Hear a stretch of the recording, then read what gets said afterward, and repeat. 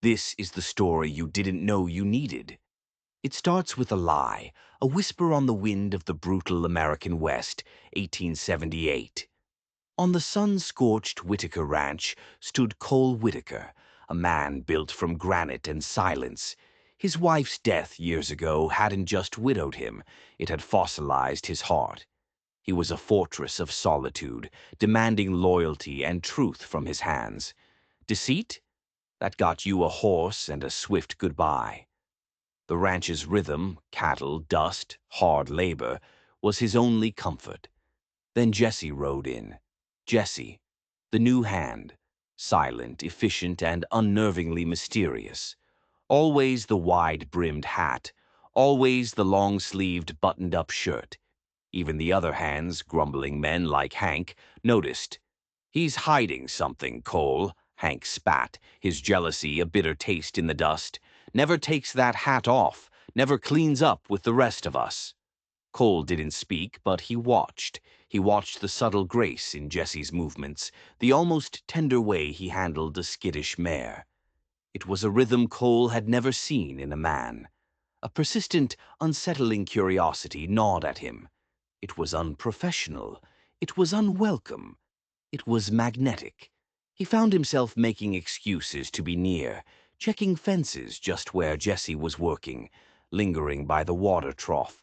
The mystery was a burr under his saddle, sharp and impossible to ignore. Every sunset, Cole stood on his porch and watched the silent figure retreat to a makeshift lean-to on the edge of the property. Jesse never slept in the bunkhouse. Never.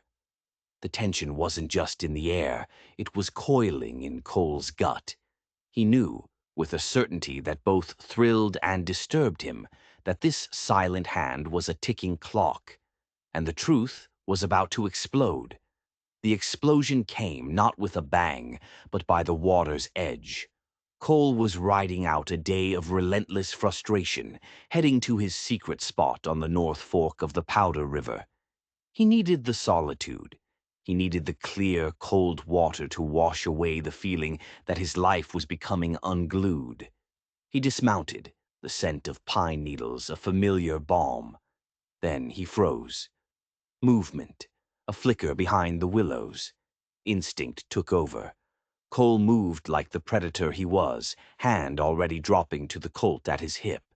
He peered through the brush, and his breath vanished. There in the shallow water was Jesse, but not Jesse the ranch hand. The hat was gone. A cascade of dark, wet hair spilled down delicate shoulders. Then the shirt, that damned concealing shirt, was slowly peeled away. Smooth skin, the unmistakable curve of a woman's chest. Cole's mind reeled, trying to jam the pieces together. The lanky gait, the careful silence, the distance, it all snapped into terrifying focus. Betrayal.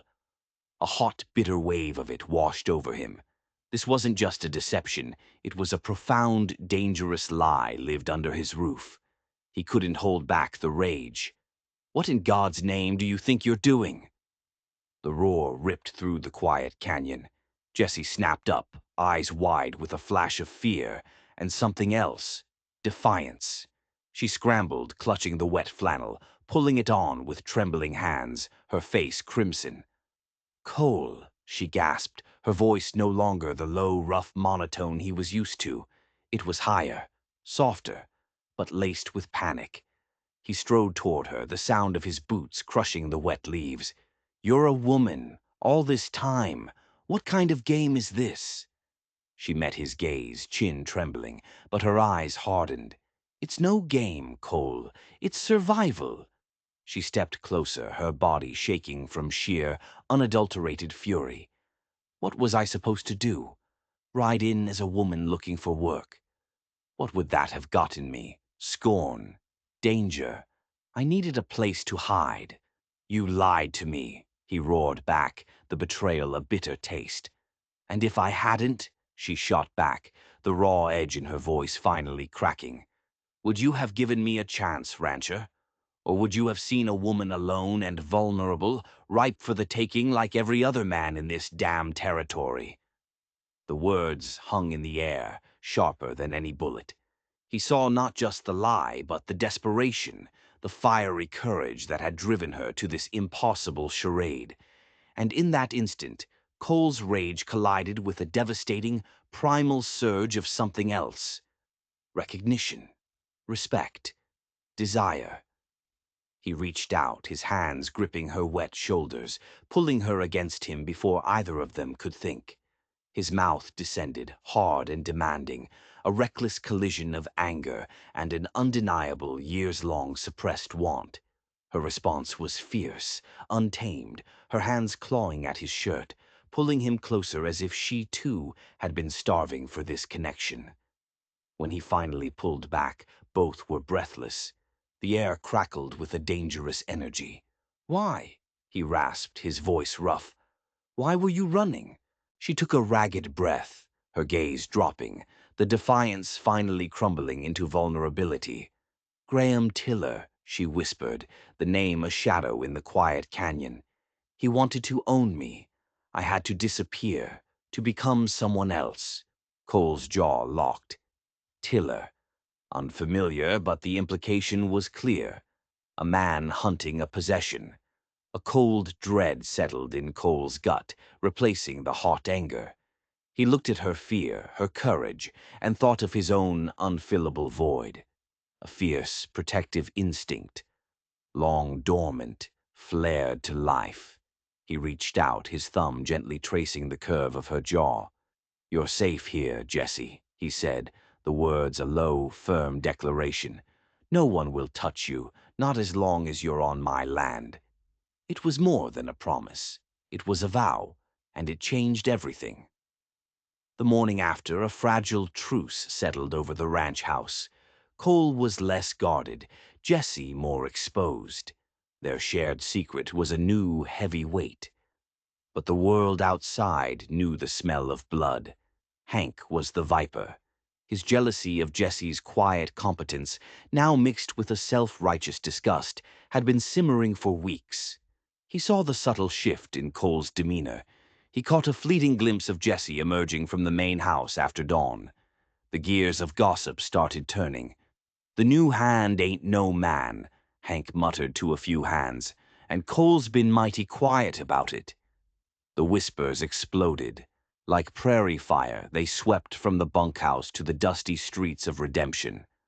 Cole Whitaker's got a woman disguised as a hand, then the inevitable, more salacious twist. "They say she ain't just working." Jessie felt the change like a physical blow. The easy camaraderie evaporated. Laughter died when she approached. Every sideways glance, every snicker, tore at the fragile shield she'd built. She was exposed, trapped in a cage of suspicion and judgment.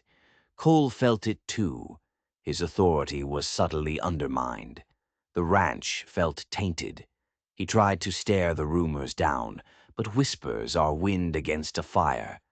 The tension, stretched thin over weeks, finally snapped just after midday. A cloud of dust, aggressive and deliberate, appeared on the horizon.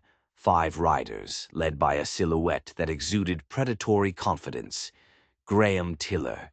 He rode into the yard like he owned it, his black duster billowing, a cruel sneer already fixed on his face. His eyes, cold and assessing, swept the gathered ranch hands, then locked onto Jessie. She stood near the corral, back ramrod straight, fighting the fear that coiled inside. "Well, well, if it isn't my runaway bride," Tiller's voice was a low, carrying growl. "Didn't expect to find you playing dress-up, Jessie. And with Cole Whitaker, no less. Always knew you had a taste for older, more established men." He laughed, a dry, cruel sound. "This little charade, dressing as a man. Quite the performance. Almost had me fooled. Didn't she, Cole?" Cole stepped forward, his eyes flint. "She's under my protection, Tiller. You have no business here." His voice was a dangerous, steady calm. Tiller's sneer widened. "Protection or possession, Whitaker. She's mine. Always has been. And what's mine, I take. He took a step toward Jesse, his hand gesturing dismissively at Cole. "Come on, Jesse. Time to come home." Jesse flinched, not from fear of Graham, but from the sudden, overwhelming realization that she was tired. Tired of running. Tired of being a possession. A fierce, desperate courage, the kind that makes you do the impossible, surged through her. This wasn't about escaping Tiller. It was about reclaiming Jesse. Before Cole could react, before Tiller could take another step, Jesse moved. It was a blur.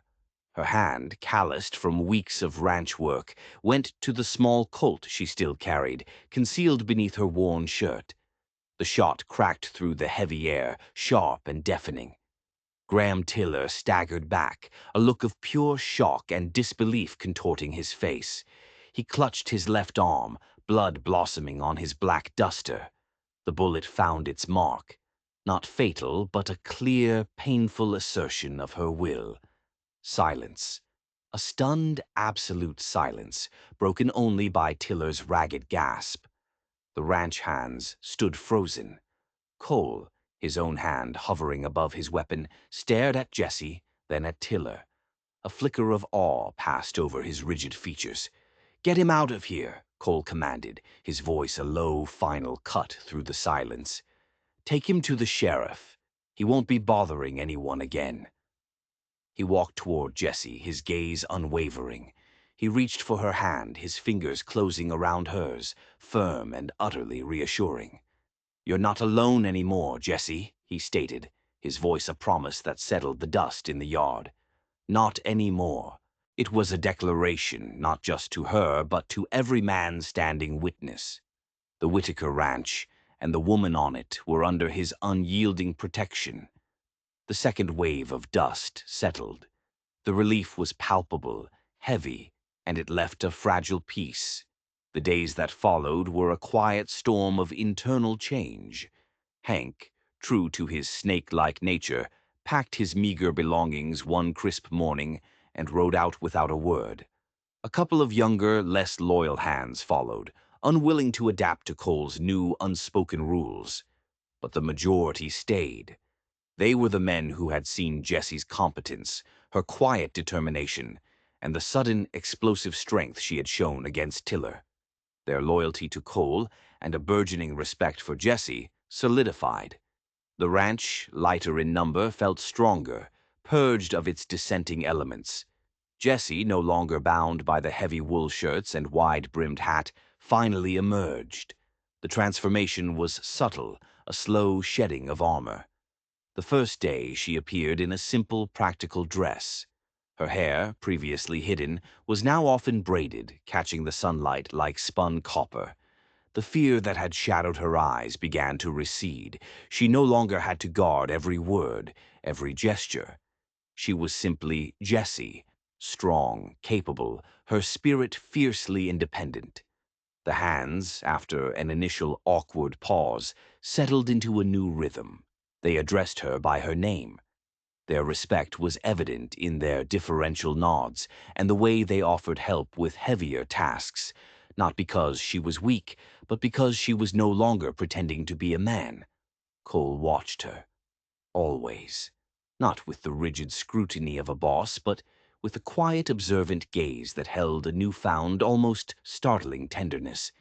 Their relationship deepened in the shared silences. The knowing glances across the dusty corrals, the steady rhythm of their lives intertwining. He found himself anticipating her presence, the low hum of her voice, the way her laughter, now unburdened, could lift the heavy air of the ranch. Mornings began with the shared warmth of coffee on the porch. Cole would sit, nursing his mug, and Jesse would join him. They discussed the day's tasks, their words sparse but meaningful. Out in the fields, Cole would find himself working alongside her, mending fences, guiding the cattle. Their hands would occasionally brush as they reached for the same tool. A spark, brief and potent, would pass between them. The silence between them was no longer empty. It was full, rich with the quiet hum of two souls finding equilibrium. One evening, as twilight bled into the vast expanse of the prairie, painting the clouds in violet and gold, Cole and Jesse sat on the porch.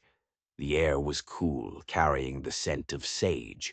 Cole, leaning against a post, finally broke the comfortable quiet. "You know," he began, his voice a low rumble, "after Sarah, my wife, I thought that part of me was gone too, buried with her."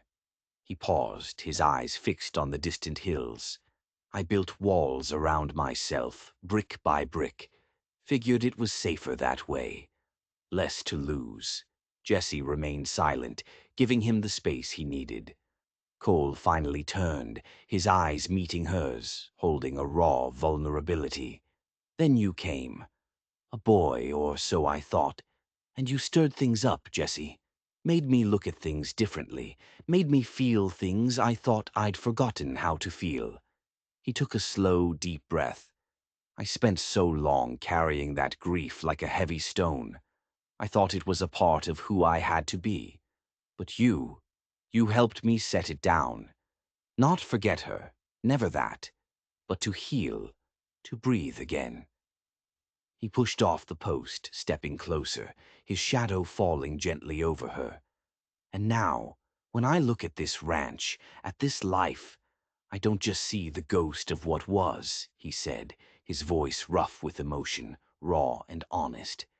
"I see a future, and I see you in it, Jesse. A presence that's real and strong and good." Jessie looked up at him, her heart swelling with a warmth she hadn't dared to imagine. Her life had been defined by fear and running. Now before her stood a man who saw her, truly saw her, and offered not just safety, but a foundation upon which to build a home. A slow, genuine, utterly free smile spread across her face. It lit up her eyes, erasing the last shadows of her past. It was the smile of a woman who had finally found her name, her place, and a promise of a future that was truly her own. The ranch, once a refuge, was now a home, and with Cole by her side anything felt possible. But the frontier isn't finished with them. The shadow of Graham Tiller, though wounded and temporarily jailed, looms larger than Cole realizes. The moment Jessie fired that shot, she didn't just reclaim her identity. She triggered a debt that will soon be paid in blood. Tiller's gang, left to their own devices, are not going to let this insult to their leader stand. They're already on the move, not for Tiller's return, but for revenge. And their target isn't Cole. It's the one thing they know will shatter him. The peace was a lie, a beautiful, tragic lie. Tiller's men, three brutal, desperate shadows, rode in under the cover of a thick, late-autumn fog. They bypassed the main house, ignoring the bunkhouse, heading straight for the small, isolated tack room where Jesse often worked late, mending leather. Cole was in his office, poring over accounts, a rare moment of indoor distraction. The only reason he heard the sound was the sudden, unnatural silence of the usually restless horses in the corral. A wrongness in the air. He moved instantly, the adrenaline a cold shock in his blood. He grabbed his rifle and burst out the door, his eyes scanning the mist-shrouded yard. Nothing. Then a low, muffled sound from the direction of the stables.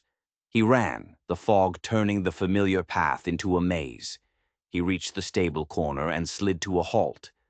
Three men, coarse, cruel faces, and one of them, a massive brute named Silas, had Jessie pinned against the wooden wall of the tack room. Silas's hands were on her, his breathing ragged, his eyes full of sick triumph. Jessie was fighting, a small, fierce wildcat, but she was overpowered. She had dropped her small work knife. "Tiller sends his regards, sweetheart," Silas growled, a vile promise in his voice. "You shot his arm. We'll take the other one." Cole didn't hesitate. He raised the rifle. Twist one. The warning shot is fatal. He didn't fire at Silas. He fired a split second too high. The bullet cracked the air and slammed into the head of the man standing guard by the door. The man dropped a dead weight without a sound, vanishing into the fog. Silas and the third man, a wiry cowboy named Pike, spun around, their hands going to their sidearms. "Drop her!" Cole roared, his voice thick with a murderous intent Jesse had never heard. Silas, emboldened by Tiller's orders, and perhaps by his own stupidity, didn't let go. He shoved Jesse hard against the wall, pulling his own revolver. Twist 2, Jesse's silent weapon. But Jesse wasn't done. As Silas's grip loosened for a fraction of a second, she twisted, her knee coming up with lightning speed. Not a random kick, but a targeted, brutal blow to Silas's groin.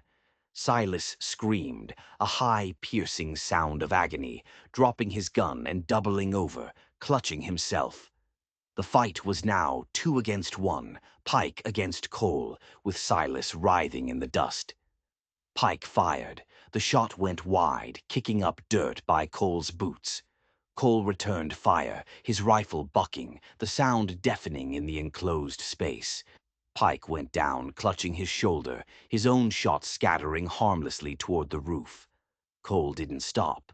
He pivoted toward the still screaming Silas. Silas, half blinded by pain, tried to retrieve his fallen gun. "Don't you dare!" Cole snarled. Silas, a man motivated by pure, hateful rage, lunged for the weapon. Cole shot him through the chest. Silas collapsed, dead before he hit the ground. Silence returned, heavier this time, smelling of gunpowder and pine. 3 men down.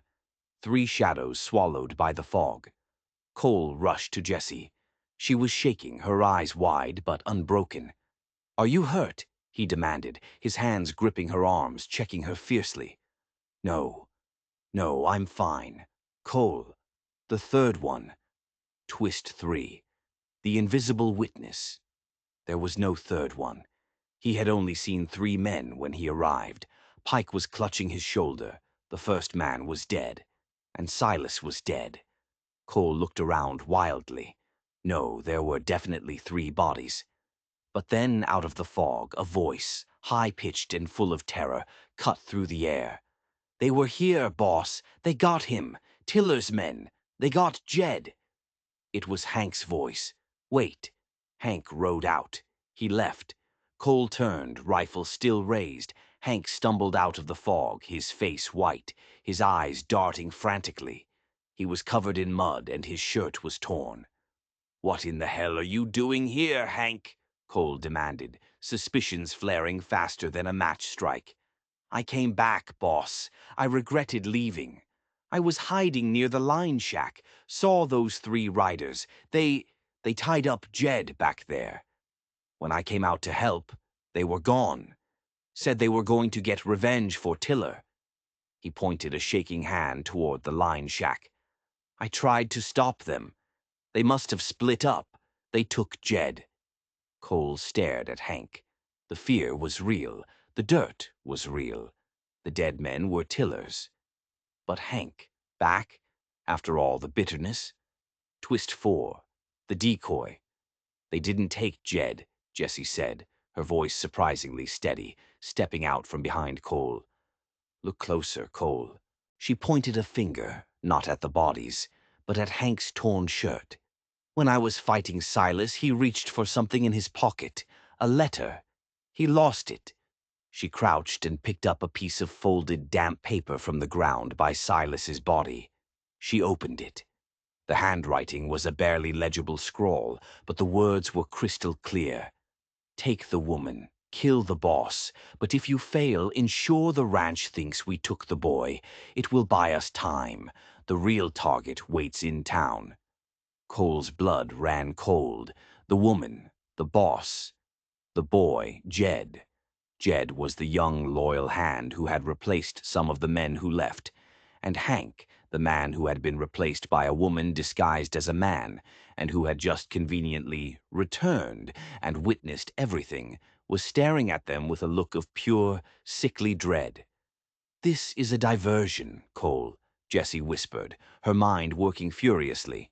"Tiller knew his men might fail here, but he needed a guarantee of our distraction. He knew you'd ride out after Jed. He knew you'd leave the ranch unguarded. But wait, there was a deeper twist. Why did they write the boy? Cole muttered, looking at the letter. Jed is a man. Why would Tiller think a simple cowhand is a prize? Twist 5.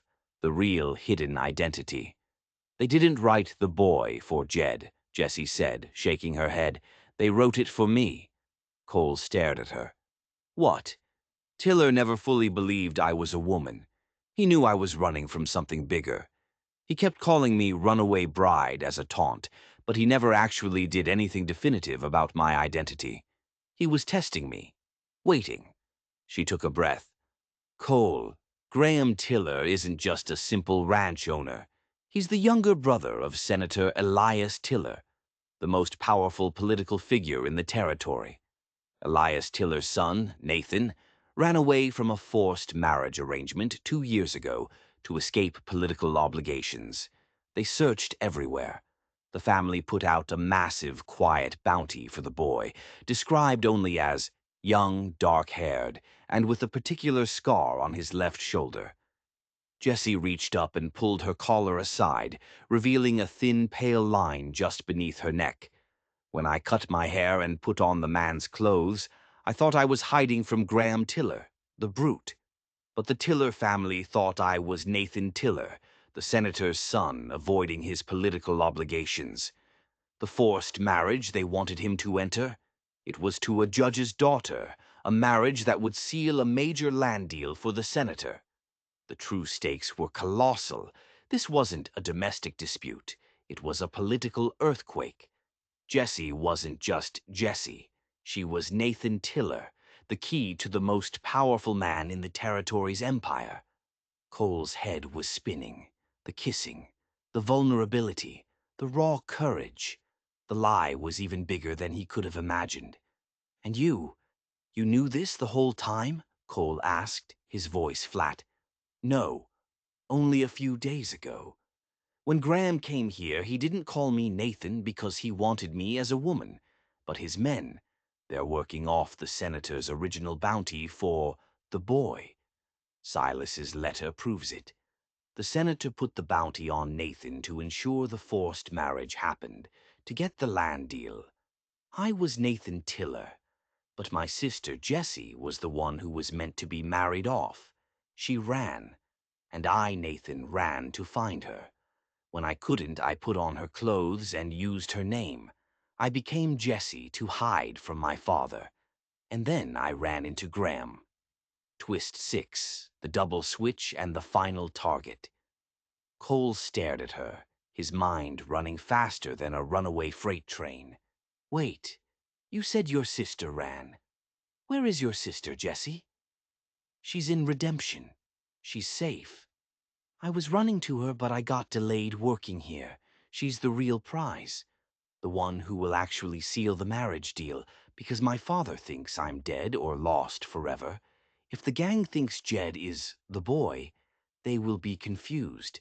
But Tiller's men are actually after my sister, Jessie, who is now living under the name Nathan in Redemption, waiting to escape the territory. They've already switched names to confuse the senator. The final, breathtaking truth. The man they called Jessie was Nathan Tiller, the senator's son. The woman he knew as Jessie was his sister, also named Jessie, who had taken the name Nathan to hide in town. And Tiller's dead men were sent to confuse Cole, while the real target, Nathan's sister, Jessie, was waiting in Redemption. The letter said, "The real target waits in town." Redemption, Cole said, his voice a tight whisper. They're going for the sister. She's the only one who can be married off to seal the deal. She's waiting, thinking I'm safe, but they will find her. He looked down at the letter in Jessie, Nathan's hand. The scrawl, the ink. Wait. Twist 7. Hank's dirty hands. That ink! Cole squinted at the paper. It was still damp, but the smell was not river water. It was the faint, acrid smell of old ink. Cole looked at Hank, the returning ranch hand, who was standing frozen, watching their faces. Hank, Cole said, his voice suddenly calm, terrifyingly so. "You've got ink stains on your fingers, old black ink." Hank's eyes widened in terror. He glanced down at his hand, then back up at Cole, all the manufactured fear gone, replaced by naked guilt. "You wrote this letter, didn't you, Hank?" Cole stated. "You saw the bodies. You saw the truth. You found Silas's original orders, which probably just said, 'Take the woman, kill the boss.' You wanted revenge for being replaced. You added the part about the boy and the real target to send me and Nathan on a wild goose chase to redemption, leaving the ranch undefended." Hank was silent for a second too long. Then he lunged, not for a gun, but for Cole's throat. Cole was faster. He sidestepped the desperate lunge, bringing the butt of his rifle down with a sickening thud against Hank's temple. Hank dropped like a sack of rocks. Justice, swift and final. "He wanted me to ride out for the false target," Cole said to Nathan, formerly Jesse, his heart pounding. "He wanted the ranch empty. But why?" "Tiller's men are dead." Nathan's eyes were sharp, calculating. "Maybe not. Maybe Hank had his own deal. Maybe he was supposed to keep you occupied until the main force arrived." The fog began to lift, revealing the horizon, and on it a much larger cloud of dust, too big for a simple posse. "The main force," Cole confirmed, his eyes fixed on the distant menace. "Senator Tiller's private security. They're here for the whole ranch." The final wave hit with the force of a tidal wall. The senator's men, at least 20 of them, thundered onto the Whitaker land. They weren't an army, but a disciplined, well-armed private security detail, paid to enforce the senator's will. Cole and Nathan, working as one, had moments to prepare. They dragged the 3 bodies into the tack room. They roused the remaining loyal hands, 10 of them, hardened by frontier life, but massively outnumbered. "They're not just taking the woman," Cole told his men, his voice ringing with absolute authority. "They're taking the land, and they're taking our lives. Every one of you has a reason to fight for this ranch. Nathan is the senator's son. He's the truth they want to bury. We protect him, and we protect our home." Nathan, now standing straight and proud in his dress, held a rifle, looking every bit the defiant young man he was. The truth was out. The name didn't matter, the fight did. The senator's security detail, led by a cold-eyed man in a clean suit named Maddox, surrounded the main house. "Cole Whitaker," Maddox's voice boomed. "We have an arrest warrant for the fugitive, Nathan Tiller, charged with conspiracy and desertion. Surrender the boy and your ranch is spared." Twist 8. Nathan's Defiance. Nathan stepped out onto the porch beside Cole, holding the rifle high. "I am Nathan Tiller," he shouted, "but I am no fugitive. I am a son running from a father who wants to sell my name for land. You want me? You'll have to take me and every man who stands with me." A standoff. 20 against 12. The odds were impossible. Maddox sneered. "Fine. Have it your way, rancher. Take the house." The shooting began, a relentless barrage of rifle fire. The loyal ranch hands, scattered around the property, returned fire with deadly precision, but they were being systematically pushed back. Cole was everywhere, a whirlwind of calm action, reloading, firing, barking orders. Nathan was beside him, his aim surprisingly true, having learned to shoot from the roughest teachers. Climax. Cole saw Maddox break from the line, charging directly toward the main house, 2 men covering him. Maddox was going for Nathan. "Get down!" Cole yelled, shoving Nathan behind a sturdy water barrel. Cole drew his own fire, emptying his rifle into Maddox's cover men, dropping them both. Maddox, seeing his chance, raised his handgun, aiming directly for Cole's head. Cole's rifle was empty. He was exposed. A shot rang out, not from Maddox, but from the window above. Jessie, Nathan's sister, who had somehow followed Hank's false trail from Redemption and arrived just in time, stood in the window. She had arrived in Redemption, realized Hank's lie, and rode back to the ranch as fast as her horse could carry her, hoping to warn them. Jessie's shot hit Maddox in the chest. Maddox stumbled, his shot flying wide, harmlessly shattering a window pane. Cole didn't waste a second. He charged Maddox, tackling the massive man, just as the security detail began to falter, confused by their leader's sudden fall. The men in the detail were mercenaries, not loyalists. With Maddox down, the fight drained out of them. They dropped their weapons and began to scatter. Cole knelt on Maddox's chest, the man wheezing. "Tell the senator he failed," Cole spat. "His son is a better man than he'll ever be, and he's free. And this land is not for sale." Resolution. The senator's men were rounded up, the remaining ranch hands helping to secure the perimeter. The two Tiller siblings, Nathan and Jessie, were finally safe, reunited on the ranch. Nathan, free of his father's schemes, embraced Cole. "Thank you, Cole, for saving me, for seeing me." Cole smiled, a genuine, unforced expression that transformed his granite face. "You saved me, Nathan. You brought life back to this place." The next morning, the fog was gone. The sun rose on the Whitaker Ranch, now a place of truth and fierce loyalty. Cole stood on the porch with Nathan and Jessie. The ranch was damaged, but the spirit of the people on it was stronger than ever. The betrayal was over. The truth was out. Justice was served. Cole Whitaker, the man who had lost everything, had found not just a family, but a cause. He had found his heart again. And Nathan Tiller, the boy who became Jesse, had finally found a place where his identity was his own, protected by a man he could trust with his life. And that's the story of Cole, Nathan, and the lie that saved a family and a ranch. If you're as breathless as we are after that incredible ride through the Wild West, then you know what to do.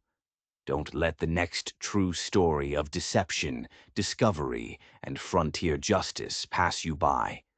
Hit that like button and subscribe right now so you don't miss a single untold tale from the untamed heart of the American frontier.